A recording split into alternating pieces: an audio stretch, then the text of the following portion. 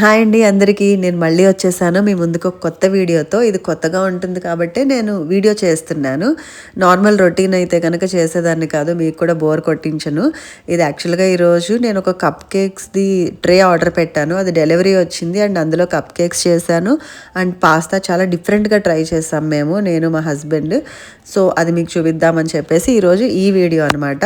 ఎప్పుడు ఉండే పాస్తాలా కాదు అండ్ నేను ఎప్పుడు చూడలేదు ఈ సీక్రెట్ ఇంగ్రీడియంట్ యాడ్ చేయడం అయితే గనక. ఒక్కసారి చూడండి ఫుల్గా వీడియో. నేను అప్పుడే చెప్తాను లాస్ట్లో, ముందు నుంచి నేను అది చెప్పను. అండ్ కప్ కేక్స్ ట్రే అయితే ఓపెన్ చేస్తున్నాను. అమెజాన్లో పెట్టాను. యాక్చువల్గా అయితే నాకు కొంచెం స్పాంజ్ కేక్ చేయడం వచ్చు. సో ఆ ధైర్యంతోనే కప్ కేక్స్ కూడా ఒకసారి ట్రై చేద్దామని చెప్పి పెట్టాను అనమాట. మా పిల్లలకి బాగానే కేక్స్ అవి ఎక్కువే ఇష్టము, కానీ నాకు బయట కొనడం అస్సలు ఇష్టం ఉండదు. క్రీమ్ వేస్తారు లేదంటే మైదా ఉంటుందని చెప్పేసి ప్యాన్ కేక్స్ కానీ కేక్స్ కానీ ఇంట్లో చేస్తానన్నమాట. కానీ మైదా బదులు నేను వీట్ ఫ్లోర్ యూజ్ చేస్తాను. అంటే మల్టీగ్రెయిన్ వీట్ ఫ్లోరే యూజ్ చేస్తాను. ఆడించింది నేను మా ఫ్లాట్స్లో ఒక ఆవిడ తెస్తారనమాట, అక్కడ తీసుకుంటాను. చాలా బాగుంటుంది. అండ్ దాంతో చేస్తే పిల్లలకి మైదాతో చేసామా దీంతో చేసామా అన్న తేడా కూడా ఉండదండి. ఇన్ కేస్ చిన్నపిల్లలు కానీ ఎవరైనా, ఈవెన్ మనం కూడా మైదా తినాలని ఏం లేదు కదా. హాయిగా కొంచెం సేపు టైం మనకి కేటాయించుకుని ఇది చేస్తే, స్విగ్గీలో ఆర్డర్ పెట్టుకుని లేదంటే మనం వెళ్ళి తెచ్చుకునే గ్యాప్లో ఇంకా తొందరగానే ఇక్కడ అయిపోతుంది ఇంట్లో. అండ్ చాలా సాటిస్ఫైడ్గా ఉంటుంది. కానీ ఒక రోజులోనే అయిపోతాయి అనమాట. ఈవెన్ బయట కొన్నా కూడా అంతే కదా, తొందరగానే అయిపోతాయి. బట్ ఇంట్లో చేసింది కాబట్టి ఫ్రెష్గా అప్పటికప్పుడు తినేసేయచ్చు, అయిపోయినా పర్లేదు. వీక్లీ వన్స్ ఇలా చేసుకున్నా కూడా సరిపోతుంది. ఇక్కడ నేను ఇంగ్రీడియంట్స్ లిస్ట్ అంటే ఏం లేదు. స్పాంజ్ కేక్కి ఆల్మోస్ట్ ఎలా ఉంటాయి, ఎగ్స్ అయితే వేస్తాను. ఎగ్స్ వేయకుండా కూడా చేసుకోవచ్చు. ఇదే రెసిపీ సేమ్ ఇలాగే.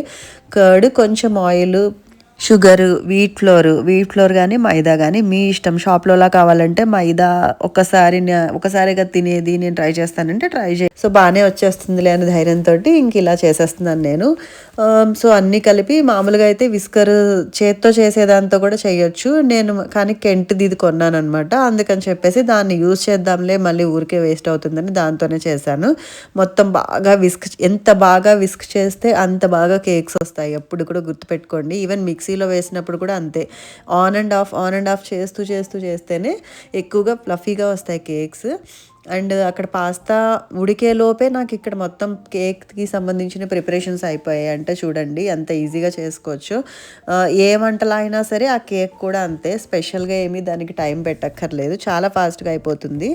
అండ్ పాస్తాని కంప్లీట్గా కూల్ వాటర్తో వాష్ చేసేసుకున్నాను, పక్కన పెట్టేశాను. అండ్ ఈ కప్ కేక్స్ అన్నీ ఇలాగా నాకు తెలియక ఫస్ట్ టైం కొంచెంగా వేసాను. అవి ఎక్కువ పొంగిపోతాయేమో అనిపించి, బట్ యాక్చువల్గా అంత పైకి రాలేదు. సెకండ్ టైం వేసినప్పుడు మాత్రం ఎక్కువ బ్యాటర్ వేసాను.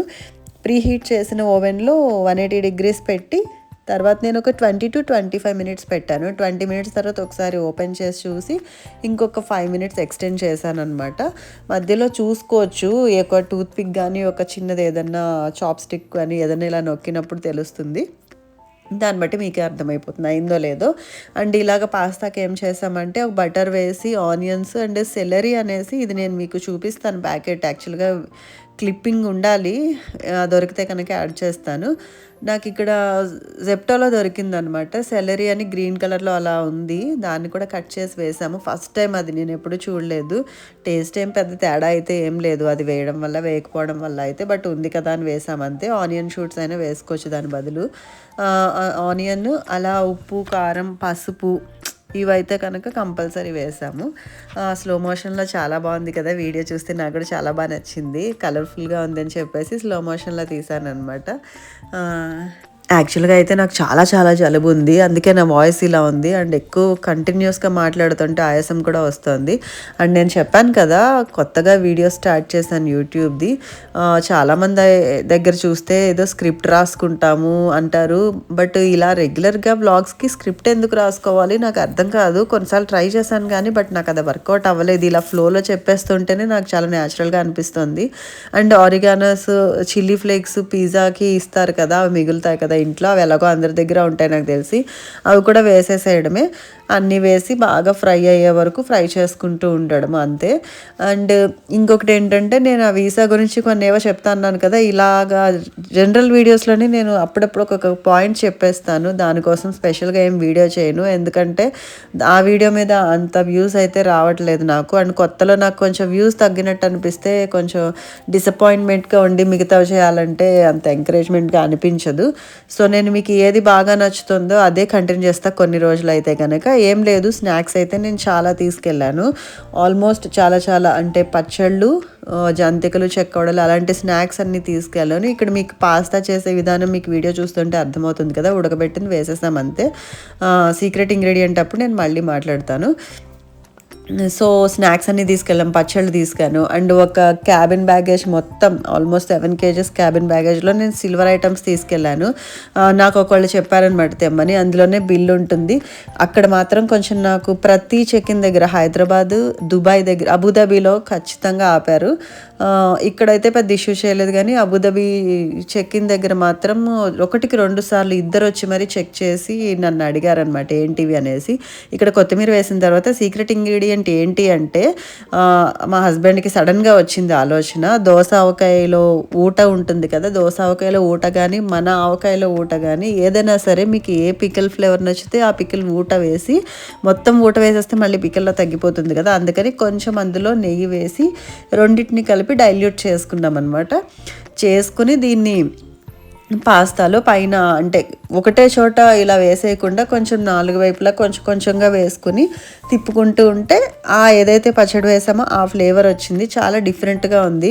ఇప్పుడు రకరకాలుగా ట్రై చేస్తున్నారు కదండి, ఇంక బిర్యానీల్లో ఈ రకం అనేది లేదు, సాంబార్ రైస్లో ఈ రకం అనేది, దోశలో లేదు. సో పాస్తాలో కూడా ఎందుకు వదలాలి, మనం అందులో కూడా వేసేస్తే అయిపోతుంది కదా. అండ్ కొత్తగా ట్రై చేయాలనుకునే వాళ్ళకి ఇది చాలా మంచి ఆప్షన్, ట్రై చేయండి మీరు కూడా. ఎప్పుడు తినే పాస్తా బోర్ కొడుతుందంటే ఇలా కూడా చేసుకోండి. యాక్చువల్గా అయితే మా ఫ్రెండ్స్ వాళ్ళు మ్యాగీలో చేసేవారు ఇలా ఆవకాయ ఊట కానీ ఏదైనా పచ్చడిది. సో మేము పాస్తాలు కూడా ట్రై చేసాము. అండ్ నేను చెప్పినట్టుగా అబుదాబీలో కనుక ఇష్యూ చేశారు. యాక్చువల్గా అయితే అరటి చెట్లు సిల్వర్వి అవి తీసుకెళ్ళాను, వేరే వాళ్ళకి కావాలన్నారనేసి. అవి ఏంటి షార్ప్ ఐటమ్స్లా ఉన్నాయి అంటే, సో ఇది పర్పస్ బాబు, దీనికి తీసుకెళ్తున్నామని చెప్పేసి తీసుకెళ్ళాను.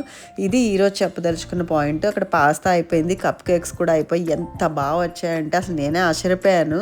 యాక్చువల్గా అయితే బాగా వస్తే తప్ప వీడియో తీయకూడదు అనుకున్నాను. సెకండ్ టైం పెట్టింది, ఎక్కువ పిండి వేసేయడంతో కొంచెం పొంగిపోయాయి అనమాట. ఒక సైడ్ అయితే ఒకదానికి కొంచెం డార్క్ కలర్ వచ్చింది, బట్ అయినా కూడా చాలా బాగుంది. చాలా చాలా నచ్చింది నాకు, చాలా కాన్ఫిడెన్స్ వచ్చింది. కప్ కేక్స్ అయితే ఇంకా అసలు శుభ్రంగా చేసేస్తాయి ఇంట్లో, ఇంకైతే డిసైడ్ అయిపోయాను నేను.